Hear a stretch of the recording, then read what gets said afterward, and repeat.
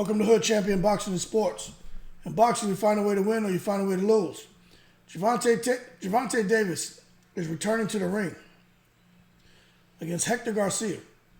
If he gets through that fight, which I'm telling you right now, that fight is not a tune-up, he'll continue on to fight Ryan Garcia right before the summer begins, or early summer. But this is the question that's come up. I think it's a fair question, because we can't act like Floyd Mayweather and Leonard Ellerbe. Their involvement alone didn't contribute to the success of Gervonta Davis and the pay-per-view numbers he was able to generate. In addition to that, the dancing partners that he had. Now, some people are sitting here saying, when it comes to Gervonta Davis, that he's not a draw. And I'm going to say, I think Gervonta Davis is a draw. Now, when we're talking about being a draw, I'm not just solely talking about pay-per-view. We also have to take into consideration the live gate. So he's a draw. He can pack an arena. He's proven it time and time again. Especially if they have his fight or fights in the right areas. Atlanta, D.C., New York. Okay? Maybe Vegas, he can do that. But when you keep him, just like if you're smart with any fighter, and put them in an area where they're going to get the support needed to sell out, well, then the sky's the limit, okay? Now, with Gervonta Davis in this fight coming up, he's fighting back at home, okay? He's going to sell out that arena. So the live gate, I mean, there's going to be about what, four to maybe $8 million, right? I don't know what all the tickets priced at and everything like that, but it's going to be a sellout. So I'm assuming maybe 4 to 8 million, right? Something in between there. So let's say the sweet spot around $6 million from the live gate. Could be more, a little bit less. So that's a win. But as far as the pay-per-view sales, he's consistently hitting 200,000 in pay-per-view sales. Santa Cruz, you look at Barrios. Rolly Romero, I think he got up there around 275,000 in pay-per-view sales. Those are respectable numbers, especially when you're looking at the pay-per-view event is being sold at $75. Okay? So now when you take that 200,000 or so and you start looking at $75 for the pay-per-view event, those numbers get pretty big real quick. Okay? Now, the word is he's averaging around 18 million from pay-per-view sales alone. Okay? Now, going into this fight with Hector Garcia, I think Gervonta Davis will sell.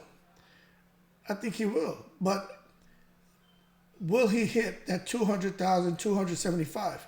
What you want to see happening with these guys who are boxing in, who have become pay-per-view stars, you want to see with each event that maybe you can see that those sales are kind of just bubbling up a little bit by little bit. You understand? So with him coming off of his high at 275,000, you would like to see him maybe hitting 325,000. But the thing is this, the fact that Gervonta Davis is doing 200 to 275,000 in pay-per-view sales, when you look at yesterday's price, that means he's really, if this was 10 years ago, probably selling 500,000 to 750,000 in pay-per-view sales. That's probably where he would have been at. But with so many different avenues to stream matches and get it for free, right? It's damn near impossible for these boxers or any sporting event, right, to generate those huge numbers that they were accustomed to seeing before. There's just too many ways to see the fight. And with Floyd Mayweather and his brand alone and what he brings to the table, him not being in Gervonta Davis' corner, I don't think it helps Gervonta Davis. There are a lot of people who still tune in for some reason to see Floyd Mayweather. And that helped Gervonta Davis. But when you think about, okay, he doesn't have Mayweather anymore, him going in there with a guy like Ryan Garcia, You don't need Mayweather. You don't even need De La Hoya involved in that. Those two guys with their names and what they bring to the table, that fight's going to sell. That fight's going to sell big numbers. Now, when I say big numbers, I project 350,000 to 400,000. That's what I project, okay? I don't see it doing no less than 350,000. I'm just being honest with you. I don't see it going to no 500,000. I don't. I say 350 to 400. That's about what I see for Davis and Garcia, Ryan Garcia. Mayweather doesn't have to be involved. De La Hoya doesn't have to be involved. But Gervonta Davis and Hector Garcia, let me tell you, that may be the better fight of the two. But no one knows who the hell Hector Garcia is except for us in the boxing communities. You know what I'm saying? So for him to sell that pay-per-view event, which is they just put the advertisement up out there in New York in Times Square, but there's not really much buzz going on. Hold on. Hello? Clowns and shit. So let me go ahead and turn the ringer off from that. They just put a big advertisement up for him out there in New York, man, him and Hector Garcia. But I'm telling you right now, that Gervonta Davis, I think he's just at a crossroads in his career right now, man. And the pay-per-view sales, look, it's kind of hanging in the balance.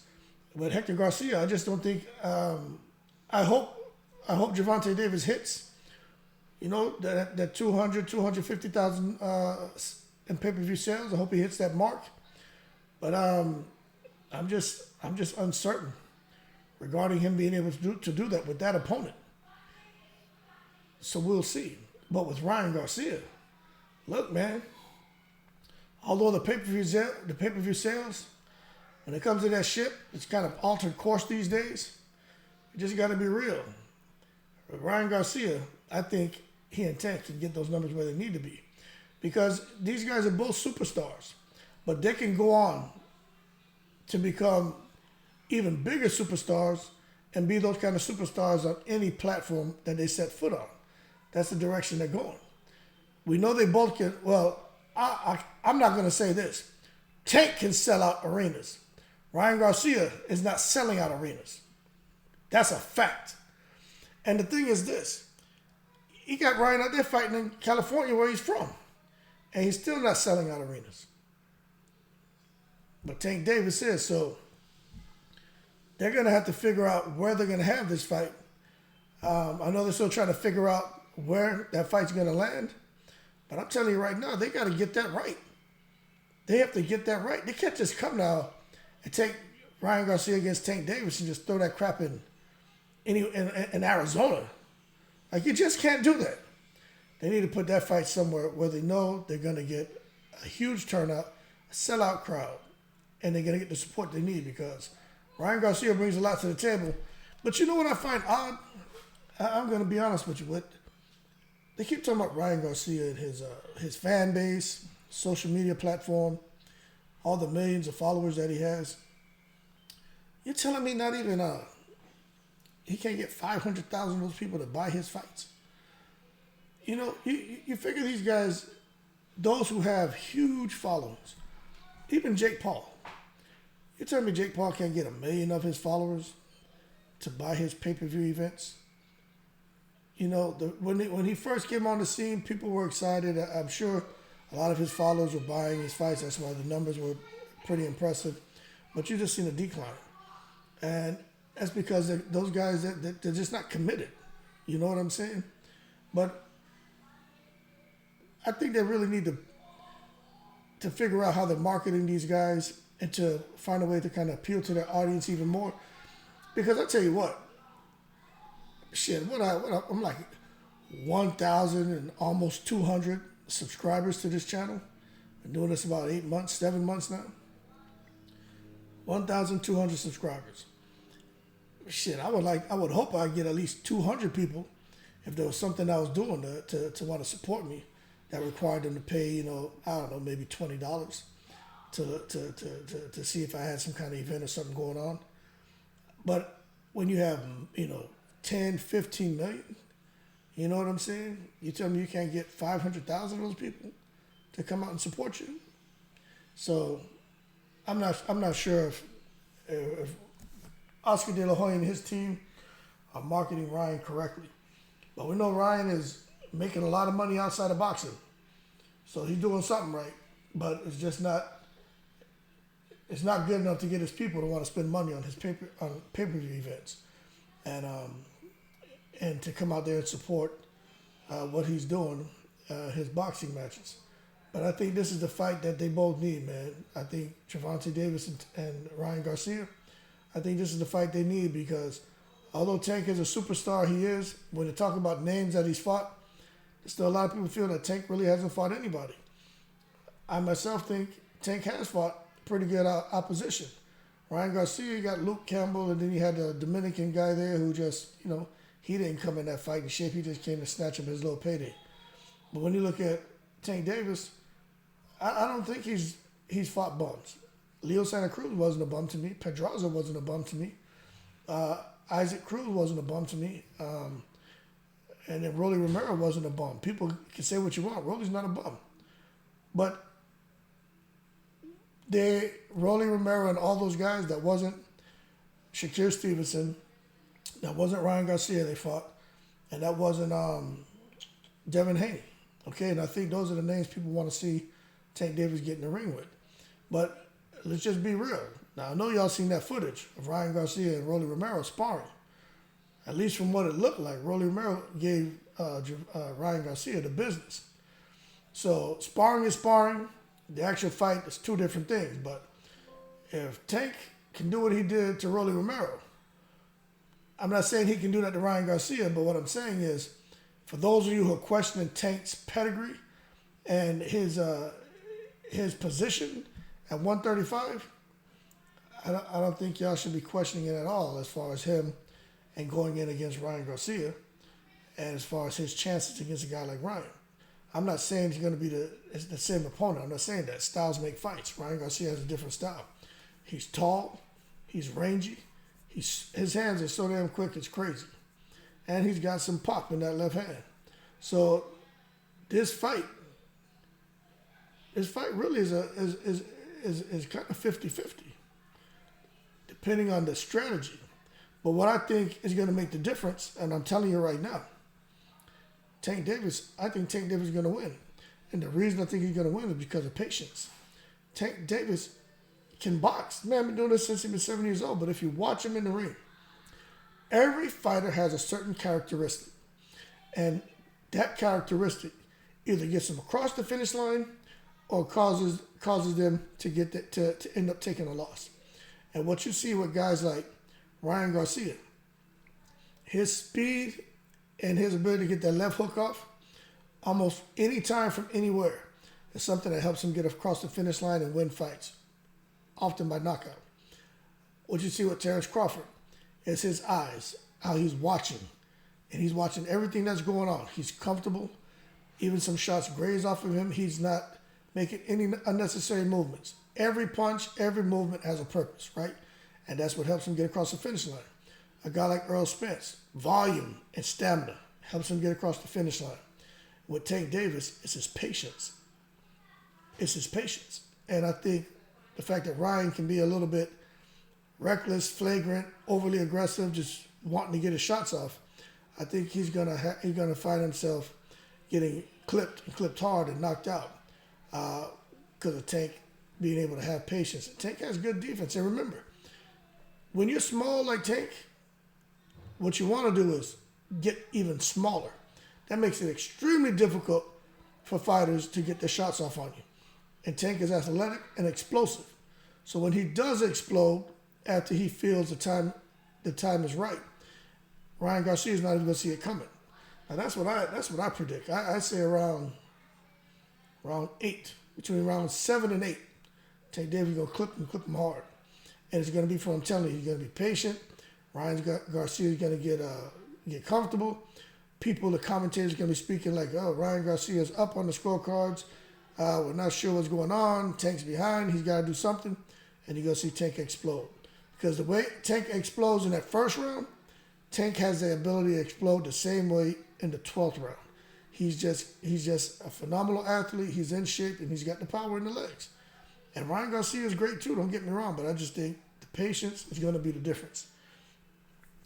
And as far as pay-per-view numbers, look, not everybody can be Canelo Alvarez. Canelo Alvarez out here doing 300,000, 500,000. That's basically 1 million pay-per-view sales, if we look at this, 5 to 10 years ago.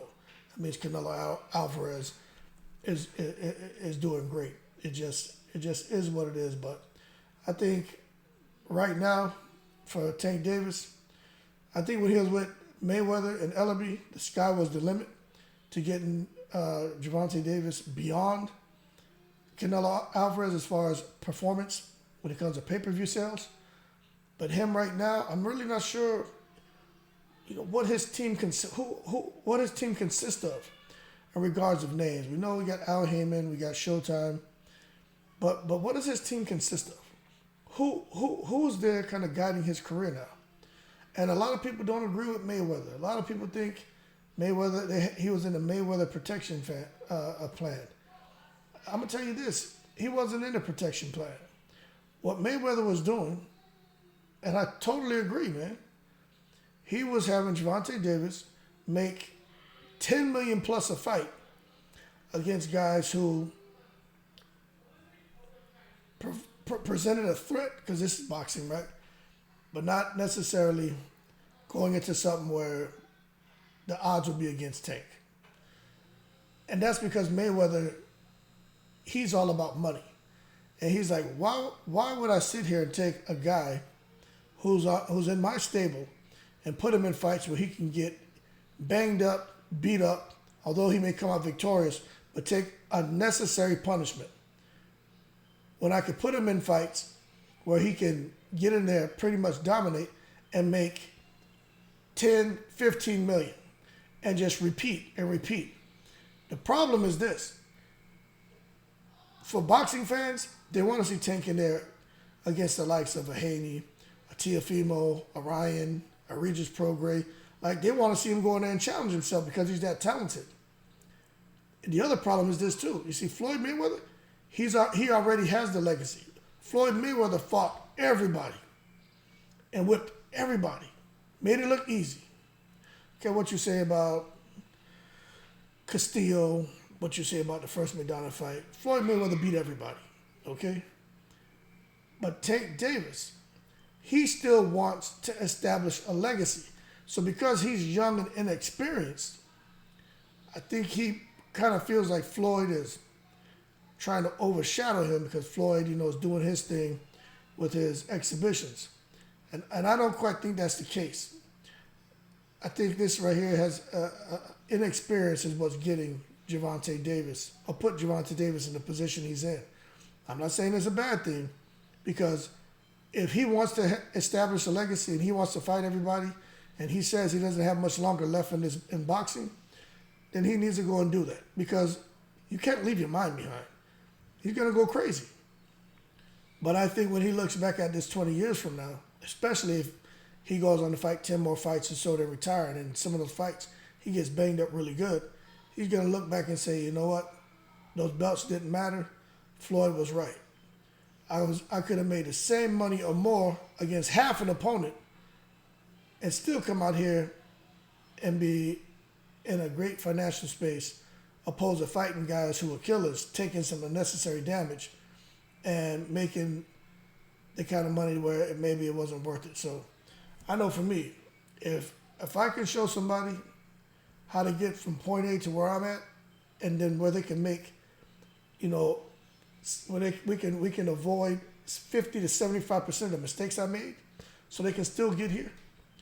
That's what I want to do, and I honestly think that's what Floyd was trying to do for Gervonta Davis. I just think Gervonta Davis, he wants a legacy.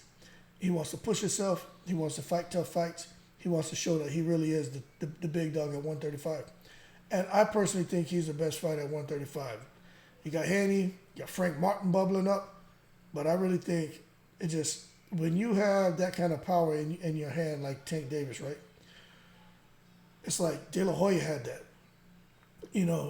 They have certain fighters that they just have that. They have that in their hand. They touch you, you're out of there. And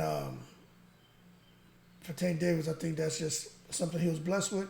Deontay Wilder.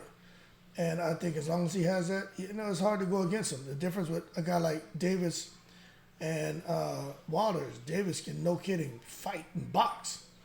Wilder came on later, but Davis is super athletic with skill.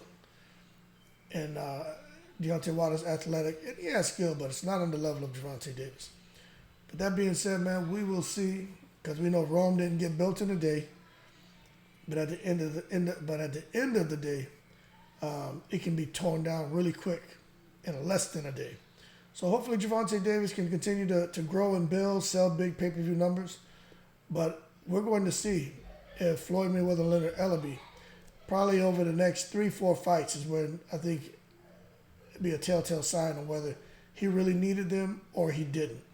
But one thing I know for a fact is, gotta have the right dance partner. In this day and age, pay-per-view sales, if he wants to keep selling 200 to 275, get it up to 350, 400, he's going to need the right dance partners. And without those dance partners, I just think it's going to be all downhill. But that being said, y'all keep cool. Leave your comments below. Let me know what you think. And I'm in the breeze.